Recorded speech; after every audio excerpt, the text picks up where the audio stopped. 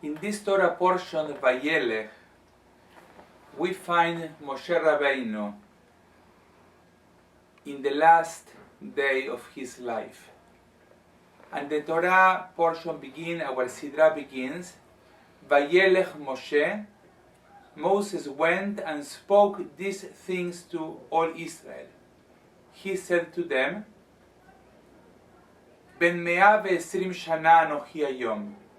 I am now 120 years old. I can no longer be active.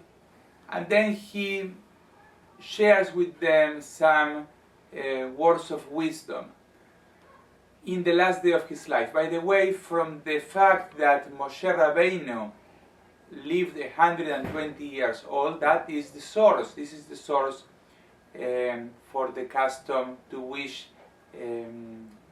anybody who has a birthday, may you live to be 120. It comes from the end of the Torah, and that is the years that Moshe Rabbeinu, that Moses lived.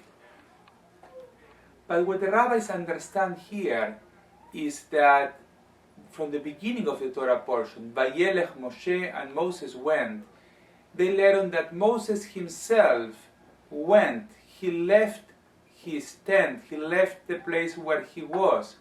He left his comfort zone and went and spoke to the children of Israel, giving them words of advice and encouragement and words of wisdom in the last day of his life. Which is interesting because Moshe Rabbeinu was first of all very old, and he was the leader of the Jewish people, and he could have said, let's everybody come and I will speak to you, or I will speak to them. Actually, we find out that when Jacob was ready to pass away, he said, bring everybody to me, or he called his children, come close to me and I will instruct you. Moshe could have done the same, come and I will talk to me. It would be probably the right thing to do for younger people and everybody to come to Moshe Rabbeinu. And also, he was, as I said, 120 years old. Nevertheless, he went himself and reached out to everybody in the camp, everybody among the children of Israel. First of all, he showed the true humility of a leader. He didn't say, listen, I am the leader, I have a message, if they are interested, let them come and see me. In the other,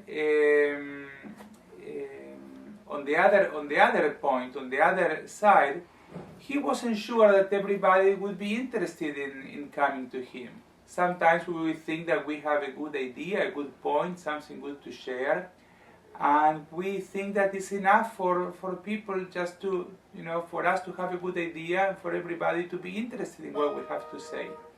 And what the Torah is telling us by sharing with us the story of Moses' last day in his life is that when you have a good message, when you have something that you want to share, when you have something that you think can make a difference in another person's life, it's up to you to go outside and to share the message. It's part of the responsibility of you as a deliverer. You need to do the outreach as well.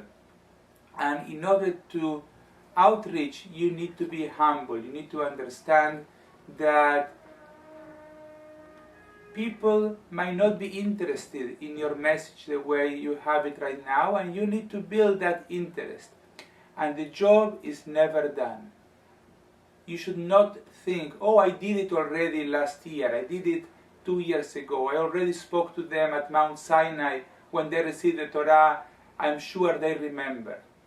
Yes, you did, yes, you spoke many times, but yet you need to reinforce the message, and you need to do it yourself, and you need to lead with the example, and you need to leave your comfort zone and go out to where the people are.